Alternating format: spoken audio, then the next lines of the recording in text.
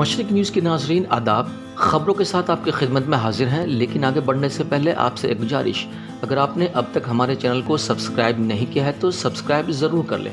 چلیے آگے بڑھتے ہیں خبروں کی طرف۔ طالبان کے ترجمان ذبیح اللہ مجاہد نے ٹویٹر پہ لکھا، افغانستان میں امریکی فوجیوں کا آخری دستہ پیر کی نصف شب کابل ایئرپورٹ سے روانہ ہو گیا، اس طرح ہمارا ملک مکمل طور پہ آزاد ہو گیا۔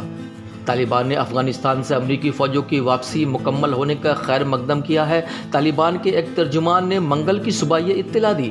امریکہ نے اعلان کیا کہ افغانستان سے اس کی افواج واپسی مکمل ہو گئی ہے۔ طالبان کے ترجمان ذبیح اللہ مجاہد نے ٹویٹر پہ لکھا، افغانستان میں امریکی فوجیوں کا آخری دستہ پیر کی نصف شب کابل ایئرپورٹ سے روانہ ہو گیا۔ انہوں نے یہ بھی کہا کہ اس طرح ہمارا ملک مکمل طور پہ آزاد ہو گیا ہے۔ ادھر امریکہ افغانستان سے اپنی فوجی افواج اور اہلکاروں کا انخلا مکمل کرنے کے بعد اس ملک کے لیے اپنے سفارتی کام قطر کے دارالحکومت دوحہ سے چلائے گا۔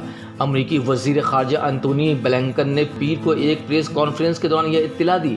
بلنکن نے کہا کہ ہم نے کابل میں اپنی سفارتی موجودگی معطل کر دی ہے اور اسے دوحہ قطر منتقل کر دیا ہے۔ اس سلسلے میں جلد ہی کانگریس کو اس سے مطلع کیا جائے گا۔ انہوں نے یہ بھی کہا کہ ہم دوحہ سے افغانستان کے لیے سفارت خانے کا معاملوں، انسانی امداد سے متعلق کاموں کو چلائیں گے۔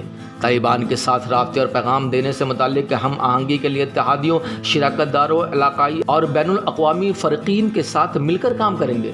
امریکی صدر نے اعلان کیا تھا کہ منگل کو 31 اگست تک افغانستان سے امریکی فوجیوں کا انخلا مکمل ہو جائے گا۔ ڈیڈ لائن سے ایک دن پہلے پیر کی رات افغانستان سے امریکی فوجیوں اور غیر فوجی اہلکاروں کے آخری دستہ لے کر ایک امریکی طیارہ کابل ایئرپورٹ سے روانہ ہوا۔ جو بائیڈن نے کہا کہ وہ افغانستان سے امریکی فوجیوں کی واپسی مکمل ہونے کے تعلق سے منگل کو ملک کے لوگوں سے خطاب کریں گے۔ یہ تھی اب تک کی خبریں، بس اب تک کے لیے اتنا ہی، پھر ایک نئی اپڈیٹ کے ساتھ آپ کی خدمت میں حاضر ہوں گے۔